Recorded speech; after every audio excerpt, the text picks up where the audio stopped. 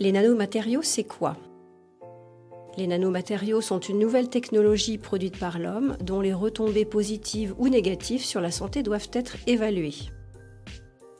Les nanomatériaux sont un risque émergent dont les effets sur la santé pourraient survenir de façon retardée des années après l'exposition. Les nanomatériaux sont des éléments de taille extrêmement réduite. Pour comprendre de quoi on parle, il faut se mettre en tête qu'ils sont environ 100 000 fois plus petits que le diamètre d'un cheveu humain. Le rapport de taille est le même entre la Terre et une pomme qu'entre une pomme et un nanomatériau. Ils existent de manière naturelle dans l'environnement comme dans les fumées des volcans ou les embruns.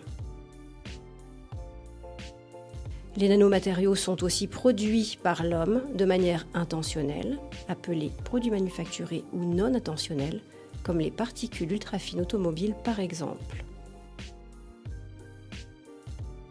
Ils sont partout et tout le monde les utilise souvent sans le savoir, dans l'agroalimentaire ou dans les cosmétiques, dans l'industrie et aussi dans la pharmaceutique. Ils peuvent entrer dans notre corps par déposition sur la peau, par inhalation ou par ingestion dans l'estomac, ou encore injection dans le sang. Néanmoins, la voie principale de pénétration est la voie pulmonaire. Une fois les nanomatériaux engagés dans ces voies, les nanomatériaux peuvent se diffuser vers tous les organes avec divers effets sur la santé. Mais comment prévenir des risques? Bien qu'il s'agisse d'une nouvelle famille d'agents chimiques aux propriétés physico-chimiques variées, la démarche de prévention est similaire aux recommandations que l'on retrouve pour toute activité exposant à des agents chimiques dangereux. Les principales étapes de la démarche de réduction d'exposition reposent sur le principe STOP recommandé par l'ANSES. S comme substitution. La substitution revient à se questionner sur l'utilité des nanomatériaux dans la préparation.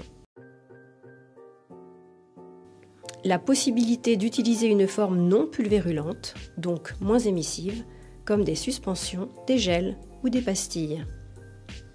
L'élimination de certaines opérations critiques, comme le transvasement, la pesée ou la limitation des quantités manipulées.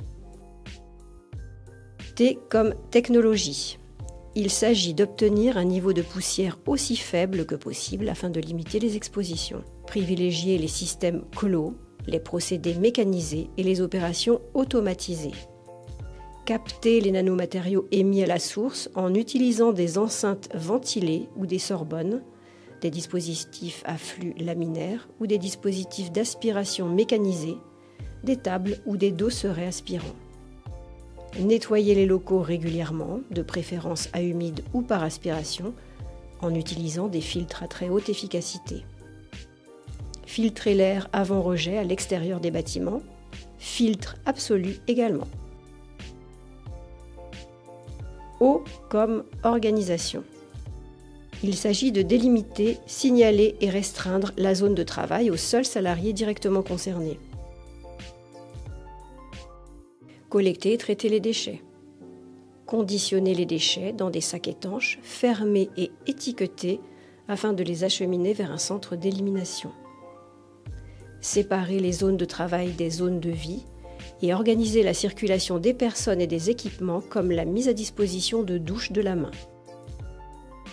Respecter les règles d'hygiène, comme le lavage des mains, ne pas manger et boire au poste occupé. P comme protection.